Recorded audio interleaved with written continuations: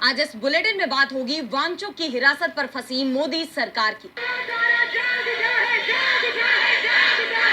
संसद सत्र से पहले सरकार और विपक्ष में तेज हुए टकराव की। देखेंगे नीट के री एग्जाम में अब क्या बड़ी गड़बड़ी आई सामने। राम मंदिर चढ़ावा चोरी को लेकर राहुल और खड़गे ने पीएम मोदी को क्यों लिखी चिट्ठी।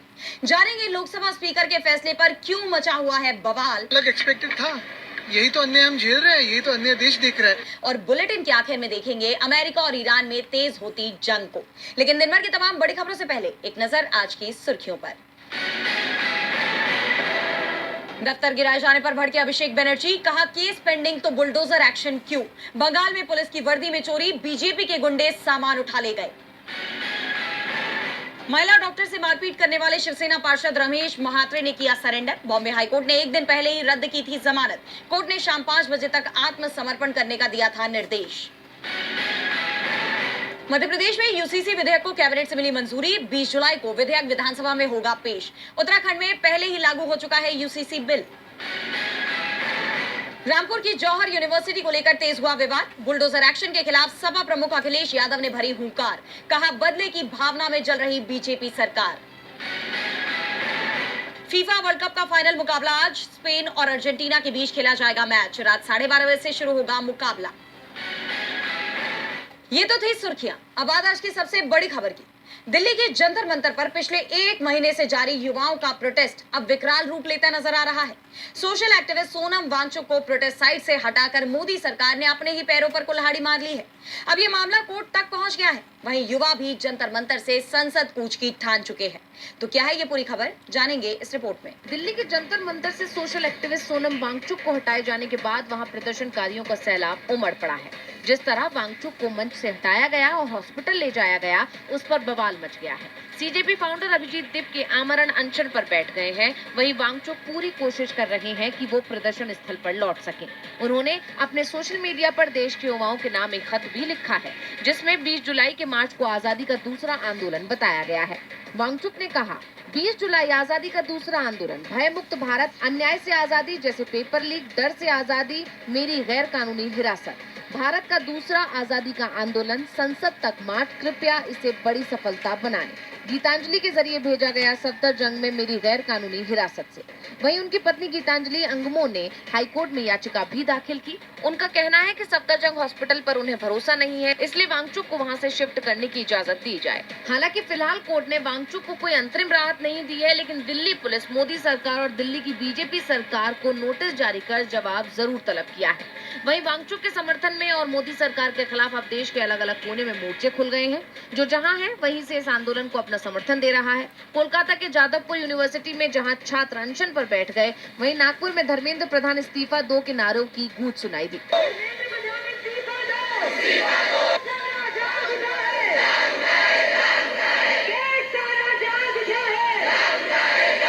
सरकार की तरफ से पूरी कोशिश की जा रही है विरोध की इन आवाजों को दबाने की, लेकिन वो इसमें कामयाब नहीं हो पाई, बल्कि सीजेपी ने उसकी इन कोशिशों का पर्दाफाश कर दिया है। ये लोग कल पूरी कोशिश किए, कल रात को पूरी कोशिश की है कि यहाँ पर पुलिस आकर फोर्सफुली हमें हटा सके। बहुत कोशिश की इन लोगों ने। कल रात को टीयर गैस, वाटर कैनन सब रेडी थे, लेकिन यहाँ पर जितनी जनता मौजूद थी उसको देखकर ये लोग डरकर भाग गए। आज इन लोगों ने एक नया प्लान बनाया और सुनने में आ रहा है कि ऊपर से ऑर्डर आया है इस तरह से करने के। तो वो 30-40 लोग जो सादा वर्दी में है, कई सारे लोग दिल्ली पुलिस के हैं, भाजपा के गुंडे भी यहाँ पर मौजूद है। उनको एक स्पेशल टास्क दिया गया। आज उनको टास्क दिया गया है कि यहाँ पर भारत विरोधी बातें करेंगे, यहाँ पर जातीय टिप्पणी करेंगे और यहाँ पे हम लोगों तो साफ है कि बीजेपी युवाओं के इस प्रोटेस्ट को कमजोर करने में फेल साबित हो गई है, लेकिन विपक्ष का साथ जरूर इस आंदोलन को मजबूत बनाता दिखाई दे रहा है। आम आदमी पार्टी के सांसद संजय सिंह ने बताया कि उन्होंने राज्यसभा सभापति से संसद में पेपर लीक और सोनम वांगचुक की मांगों पर चर्चा की मांग की है। यानी संसद के मानसून सत्र के पहले दिन पेपर लीक की गूंज जोरदार तरीके से सुनाई देगी। वांगचुक की पत्नी ने अब सुप्रीम कोर्ट का रुख किया है। संसद सत्र से पहले ही सरकार संकट में घिरती दिखाई दे रही है। युवा संसद मार्च पर अड़े हुए हैं, वहीं विपक्ष ने भी सरकार की इस परेशानी को बढ़ाने की तैयारी कर ली है। 20 जुलाई से संसद का मॉनसून सत्र शुरू हो रहा है और सत्र शुरू होने से पहले ही सरकार और विपक्ष के बीच टकराव के संकेत मिलने लगे हैं। ये टकराव सर्वदलीय बैठक में भी दिखाई दिया। देखिए ये रिपोर्ट। संसद का मानसून सत्र शुरू होने जा रहा है, जो 13 अगस्त तक चलेगा। सत्र में सरकार का जोर बिल पास कराने पर होगा। वहीं विपक्ष सरकार को घेरने के लिए जनहित के मुद्दे उठाने की तैयारी में है। मोदी सरकार में भ्रष्टाचार, पेपर लीक और E20 के मुद्दे को उठाने की तैयारी विपक्ष ने कर रखी है। ऐसे में यह सत्र सरकार के लिए बेहद मुश्किल भरा होने वाला है। वैसे सरकार की तरफ से ये संकेत दिए जा रहे हैं कि वो इस सत्र में कई महत्वपूर्ण बिल पास करा लेगी, जिसमें परिसीमन बिल भी शामिल है। प्रधानमंत्री, मुख्यमंत्री और मंत्रियों को हटाने से जुड़े प्रस्तावित विधेयक पर चर्चा की तैयारी है। ऐसे में संसद में टकराव तय माना जा रहा है। इसके संकेत सर्वदलीय बैठक में ही मिल गए हैं। दरअसल सत्र शुरू होने के एक दिन पहले बुलाई गई सर्वदलीय बैठक में बड़ा सियासी विवाद खड़ा हो गया। करीब 3 घंटे चली इस बैठक में संसदीय कार्य मंत्री किरेन रिजिजू ने तृणमूल कांग्रेस के बाकी सांसदों की नई पार्टी NCPI को भी आमंत्रित किया। इसी फैसले पर विपक्ष ने कड़ा विरोध जताया। विपक्ष का कहना है कि लोकसभा स्पीकर ओम बिरला ने अभी तक NCPI को आधिकारिक मान्यता नहीं दी है।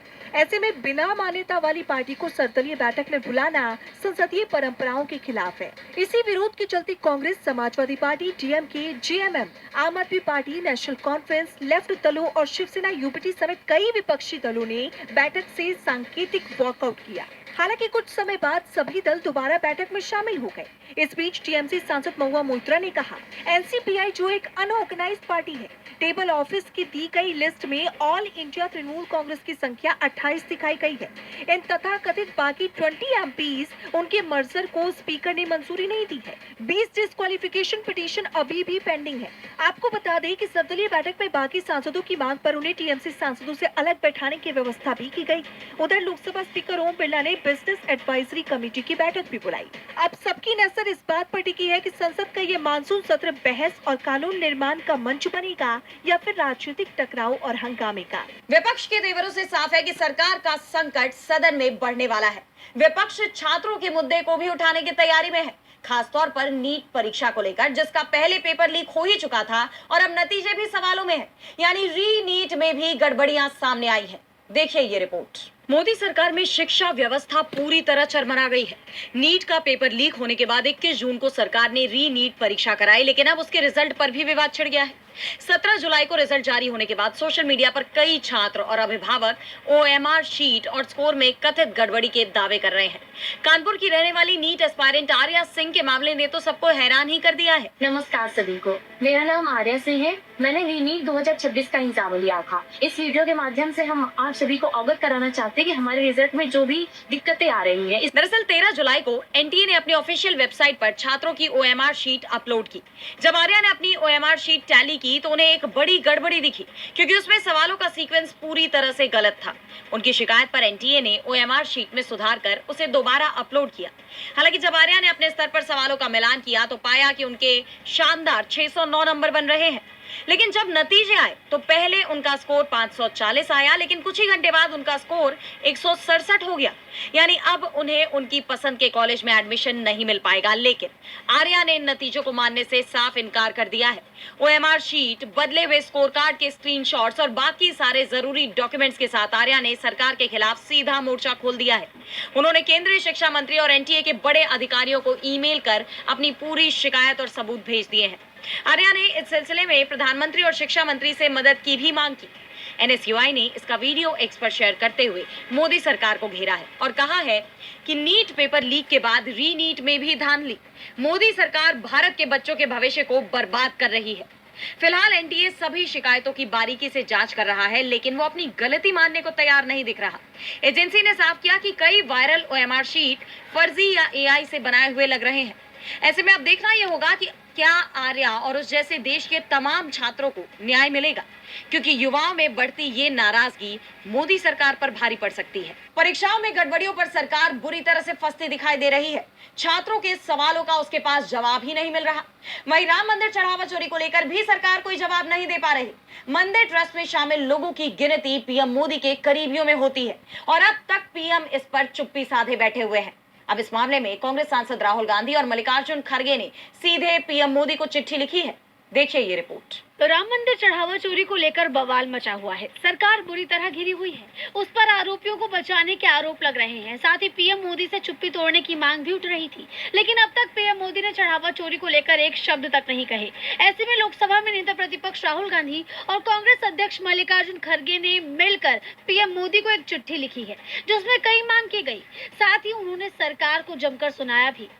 उन्होंने अपनी चिट्ठी में लिखा, प्रधानमंत्री मोदी जी, आप राम मंदिर से हजारों करोड़ रुपए की चोरी के बारे में जानते हैं। जिन लाखों श्रद्धालुओं ने अपनी मेहनत की कमाई दान की थी, वो इस चोरी से ठगा हुआ महसूस कर रहे हैं। आपने भारत के सुप्रीम कोर्ट के निर्देश पर संसद के ट्रस्ट के गठन की घोषणा की थी, लेकिन इनके सदस्यों की नियुक्ति पूरी तरह से आपकी सरकार ने ही की थी। ये बात सबको पता है कि ट्रस्ट के सदस्य आरएसएस, विश्व हिंदू परिषद और उनसे जुड़े संगठनों से जुड़े थे। इसमें बदनाम पूर्व महासचिव भी आपके करीबी सहयोगी थे। ऐसे अपराध के मामलों में आपकी चुप्पी स्वीकार्य नहीं है। राहुल खड़गे ने साफ किया कि ऐसे में जवाबदेही तय करना और नुकसान की भरपाई करना मोदी की जिम्मेदारी है। दोनों नेताओं ने मांग की कि मामले की स्वतंत्र जांच के आदेश दिए जाएं। जांच के नतीजे और ट्रस्ट के खाते सार्वजनिक हो और जो भी लोग इसके जिम्मेदार पाए जाएं, उन पर सख्त एक्शन हो। पर जैसा आप जानते हैं कि 20 जुलाई को राम मंदिर चढ़ावा चोरी मामले में सुप्रीम कोर्ट में सुनवाई होनी है और अभी तक एसआईटी ने अपनी फाइनल रिपोर्ट सरकार को नहीं सौंपी है, जबकि पिछली सुनवाई में कोर्ट ने आदेश दिए थे कि एसआईटी जल्द जांच पूरी करे और स्टेटस रिपोर्ट कोर्ट में भी दे।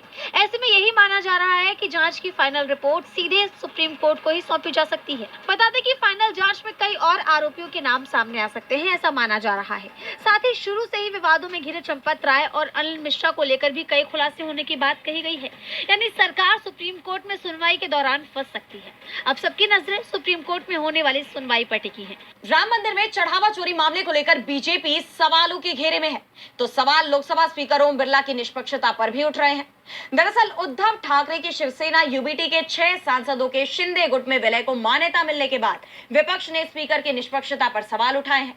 ठाकरे गुट सुप्रीम कोर्ट जाने की तैयारी में है, जबकि शिंदे गुट इसे पूरी तरह संवैधानिक फैसला बता रहा है। देखिए ये रिपोर्ट। महाराष्ट्र की राजनीति में एक बार फिर बड़ा सियासी भूचाल आ गया है। लोकसभा स्पीकर ओम बिरला ने उद्धव ठाकरे की शिवसेना यूबीटी के 6 सांसदों के एकनाथ शिंदे की शिवसेना में विलय को मान्यता दे दी है। इस फैसले के बाद संसद में दोनों गुटों का राजनीतिक गणित पूरी तरह बदल गया है। स्पीकर के इस फैसले के बाद उद्धव ठाकरे गुट ने कड़ा विरोध जताया है। ठाकरे ने इसे असंवैधानिक बताते हुए सुप्रीम कोर्ट में चुनौती देने का ऐलान किया है। विपक्ष का आरोप है कि स्पीकर ने निष्पक्षता नहीं दिखाई और बीजेपी के दबाव में फैसला लिया। विपक्ष ये भी सवाल उठा रहा है कि संसद के मानसून सत्र से ठीक पहले आया ये फैसला क्या महज संयोग है या इसके पीछे कोई राजनीतिक रणनीति है। इस मामले को लेकर शिवसेना यूबीटी विधायक आदित्य ठाकरे ने क्या कुछ कहा है, सुनिए। यही तो अन्याय हम झेल रहे हैं, यही तो अन्य देश देख रहा है और आज सोनम वांगचुक के साथ जो हुआ वही तो देश के साथ हो रहा है। हालांकि दूसरी तरफ एकनाथ शिंदे गुट का कहना है कि पूरा विलय संविधान की 10वीं अनुसूची यानी दल बदल विरोधी कानून के तहत हुआ है। उनका दावा है कि 2/3 सांसदों के समर्थन के साथ सभी कानूनी औपचारिकताएं पूरी की गई, इसलिए स्पीकर का फैसला पूरी तरह वैध है। इस फैसले के बाद लोकसभा में उद्धव ठाकरे की शिवसेना यूबीटी के सांसदों की संख्या घटकर 3 रह गई है, जबकि शिंदे गुट की ताकत बढ़कर 13 सांसदों तक पहुंच गई है। ऐसे में विपक्ष इसे लोकतांत्रिक संस्थाओं की निष्पक्षता पर सवाल बता रहा है, जबकि एनडीए इसे संवैधानिक प्रक्रिया का पालन करार दे रहा है। दरअसल विपक्ष का आरोप है कि सरकार परिसीमन बिल को पास करवाने के लिए सियासी दलों को तोड़ रही है। पहले उसने बंगाल में टीएमसी को तोड़ा और ये काम अभी तक जारी है। इसके बाद बीजेपी महाराष्ट्र में शिवसेना यूबीटी को तोड़ने में जुटी है और अपनी साजिश में सफल हो रही है। कहा जा रहा है कि ये बिल इस बार संसद के मानसून सत्र में पास हो सकता है। बजट सत्र के दौरान कम बहुमत के कारण परिसीमन बिल पास नहीं हो सका था और अब सबकी नजर सुप्रीम कोर्ट पर होगी, जहां इस फैसले की कानूनी वैधता को चुनौती मिलने की संभावना है। ओम बिरला के फैसले पर बवाल मचा हुआ है, तो विवाद एसआईआर को लेकर भी जारी है। देश में मतदाता सूची के विशेष पुनरीक्षण अभियान के बीच चुनाव आयोग की प्रक्रिया पर अब नए सवाल खड़े हो गए हैं। 3 राज्यों और केंद्र शासित प्रदेश में 84,000 से ज्यादा वोटरों के नाम अन्य श्रेणी के तहत हटाए गए हैं और हैरानी की बात तो यह है कि पहले चरणों में इस कैटेगरी का कोई जिक्र ही नहीं था। अब विपक्ष इस प्रक्रिया की पारदर्शिता पर सवाल उठा रहा है। देखिए ये रिपोर्ट। देश में स्वतंत्र और निष्पक्ष चुनाव सुनिश्चित करने के लिए चुनाव आयोग की ओर से चलाए जा रहे स्पेशल इंटेंसिव रिवीजन के तीसरे चरण में एक नया विवाद सामने आया। मतदाता सूची के पुनरीक्षण के दौरान उड़ीसा, उत्तराखंड और दादरा एवं नगर हवेली, दमन एवं दीव में 84,000 से अधिक वोटरों के नाम अन्य श्रेणी के तहत हटा दिए गए। चुनाव आयोग के मुताबिक इस अभियान का मकसद जो जीवित नहीं है, स्थानांतरित, अनुपस्थित या एक से अधिक जगहों पर दर्ज वोटरों की पहचान कर मतदाता सूची को अपडेट करना है। लेकिन इस बार अन्य नाम की एक नई कैटेगरी चर्चा का विषय बन गई है, क्योंकि पहले चरणों में इसका इस्तेमाल नहीं किया गया था। उत्तराखंड के मुख्य निर्वाचन अधिकारी के मुताबिक इस श्रेणी में वो लोग शामिल हैं जिन्होंने घर घर सत्यापन के दौरान एन्यूमरेशन फॉर्म भरने या उस पर हस्ताक्षर करने से इनकार किया।